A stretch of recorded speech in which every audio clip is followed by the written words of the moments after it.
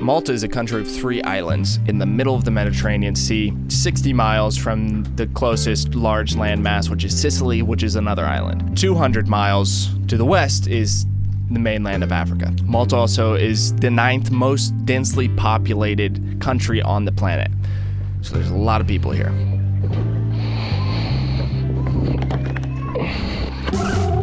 Lots and lots of people own boats. And very few people live on boats. So because of that, you end up in a situation in where you are living in a semi-dangerous environment with incompetent people. If they make mistakes, it can actually negatively affect you. You got the anchor? Got it.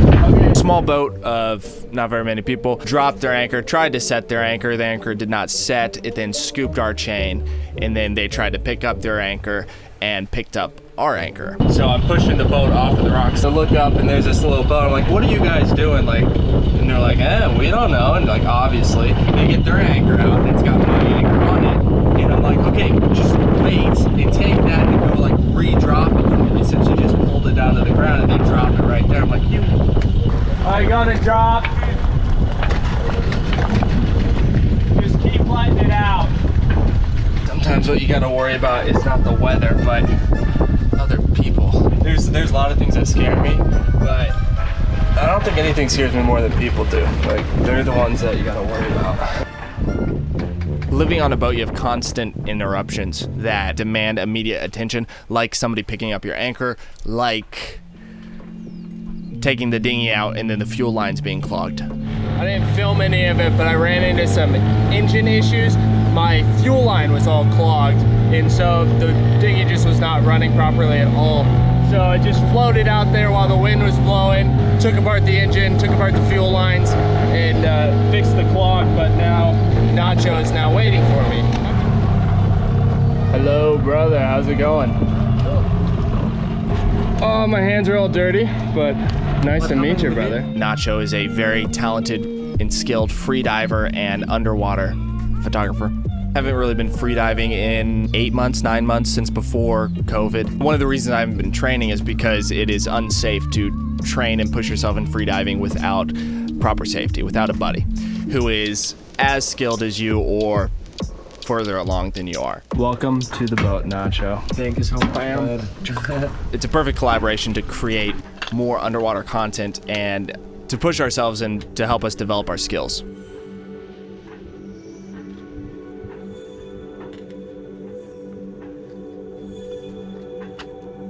Nacho organized a meeting with Jesper. Finally. Yes, finally. Yeah. Sorry, brother, I'm going to take this out. He's lived here for about a decade and has his own freediving company where he trains people how to freedive.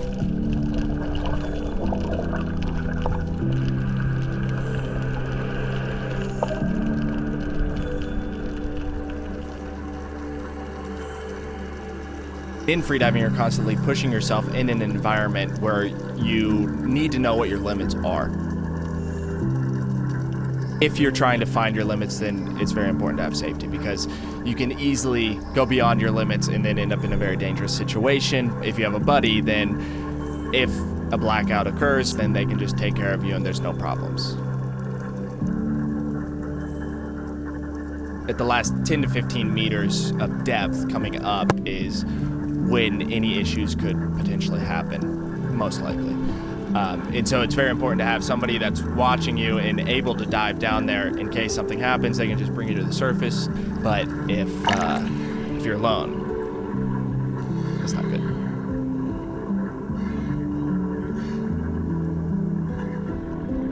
I was very happy to find that on my first day training back in the water, doing actual training, I was able to dive constant weight, so finning the whole way to 20 meters and then fin all the way back up. That was the first time I actually dove to 20 under constant weight.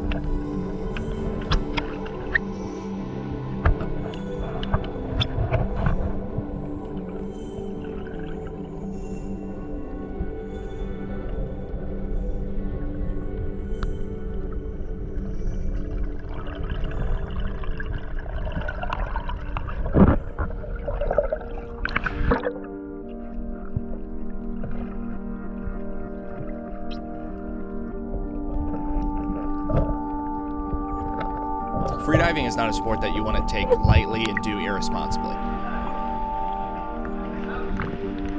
You need somebody that knows what's going on, has been there before, or is at least comfortable and confident around caves.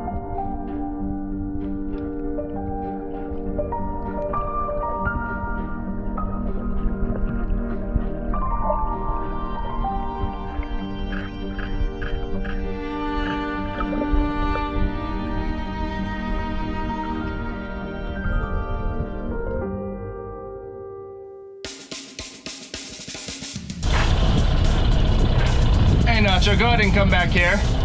Come back here. Relatively quickly.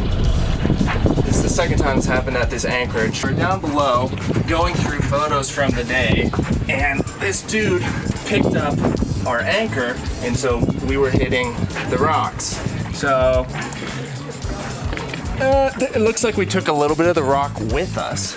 And other than that, just surface, nothing actually to worry about. Swim ladder looks A-OK. So all things considered, not bad.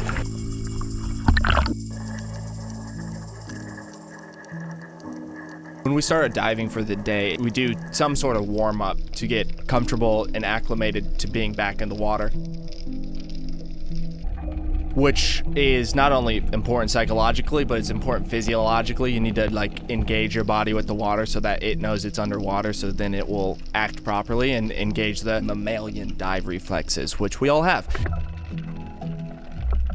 That's something I love about freediving, is it just taps into something that's in all of our DNA. So we do those warm-up dives, get comfortable, and then we go to explore some more caves.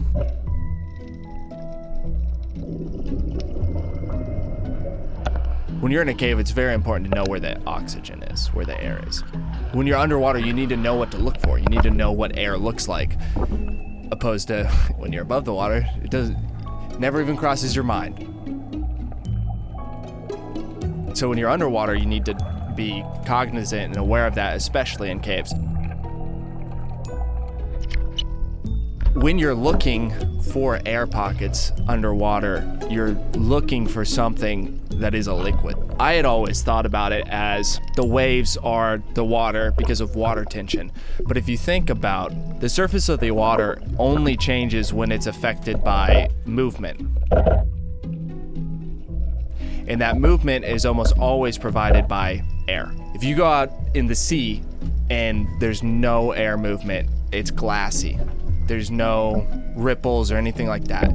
It's as soon as the wind and the air starts passing over that it starts to develop ripples. You could look at it as it's the shape of the air, not the shape of the water, because water takes the shape of any container that it is in. Water does not create shapes.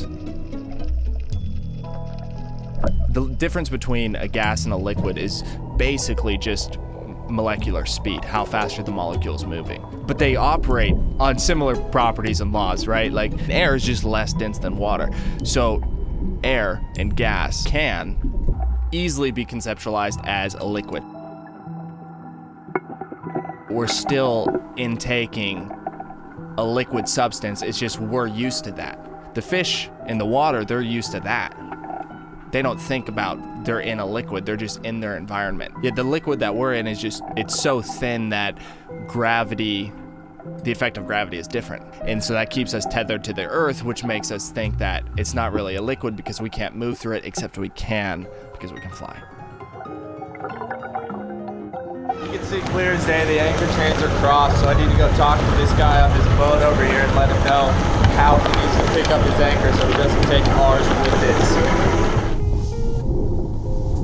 The problem arises when you drop your anchor, and as you're paying out the chain, that chain then crosses somebody else's anchor chain. That's basically the problem. Because then when you go to lift up your anchor, unless you're perfectly on top of your anchor, you'll drag the anchor, and that will then hook the anchor chain of this other person, and then you will pick up their anchor, removing their tether to the earth. Not everybody that parks their boat in the bay is responsible. because of that, you have to deal with the non-responsible people, and then that becomes your responsibility. It happened yesterday, so I don't want it to happen again. Thanks for watching this episode. I hope you enjoyed it. If you did, please subscribe, or at least consider it. And if you really like what we're doing, then consider supporting on Patreon, because we are working on many different projects and expanding the company and bringing more people on. And so if you like what we do and you would like to support this venture, then consider supporting on Patreon. Thank you. Big love. Have a great week.